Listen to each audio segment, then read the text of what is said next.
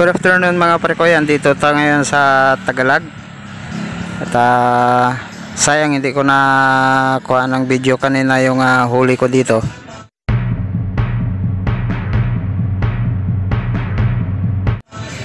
Pero ipapakita ko sa inyo. Dito lang po yan sa Tagalog. Dumating siguro kami dito ni Mrs. kanina mga alas 11. Kumain pa kami tapos naming wait. Ito yung huli namin.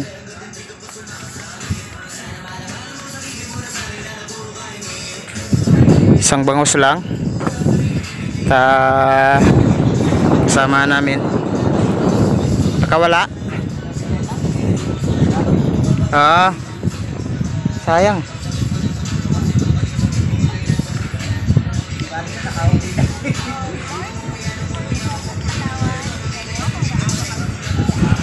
Right.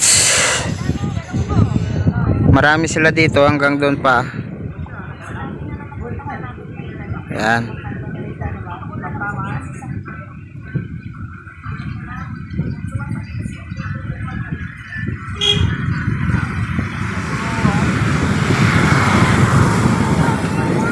Ayan si Mrs.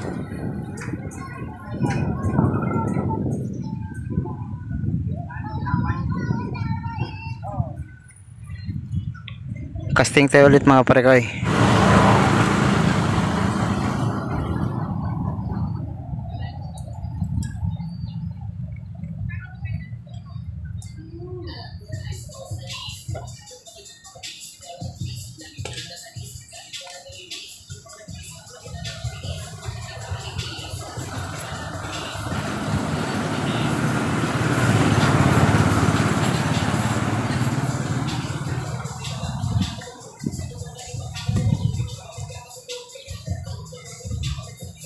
Medyo layuan mo doon, no?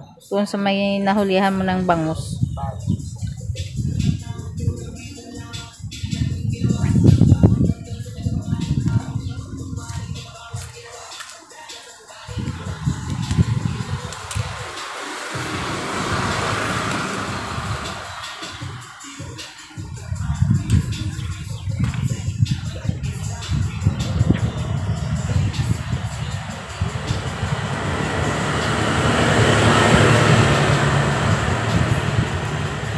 Ito yung pamain namin parekoy. Masa, harina lang na binasa. Yan. Okay naman sa ipain kasi hindi naman siya nalalaglag agad.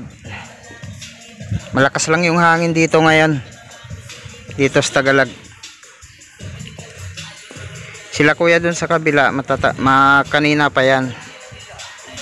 Doon.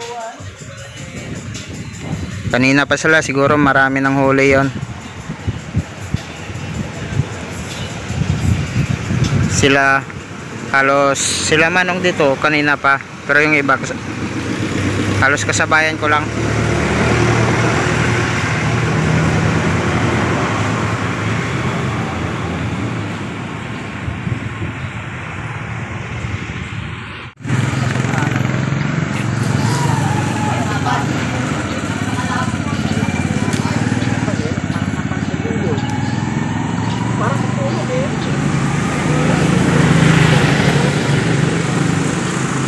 Adawi, oh. Kaso maliliit.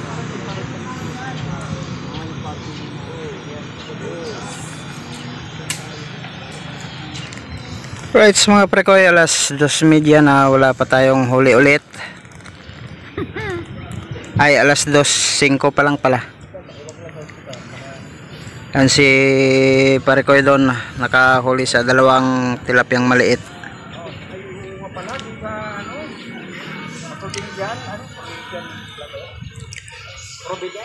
Tayo lang tayo mga parekoy, baka makahuli pa tayo ulit. Kasi kanina uwi na sana ako eh. Tsaga-tsaga lang muna.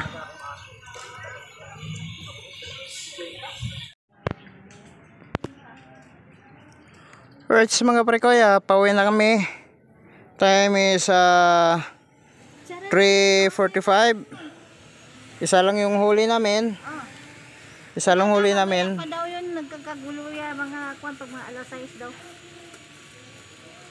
Pinayaran na dun sa kubo. Bali 50 pesos. Dalawang guhit na lang kalahating kilo. At yun nga mga parekoy, yan yung kaganapan ng ating pamingwit. Yan, tiyatawanan ako ni Mrs. isang piraso lang huli natin. At least hindi tayo na zero sa first fishing natin parekoy, di ba? Hanggang sa muli. Bye bye, God bless.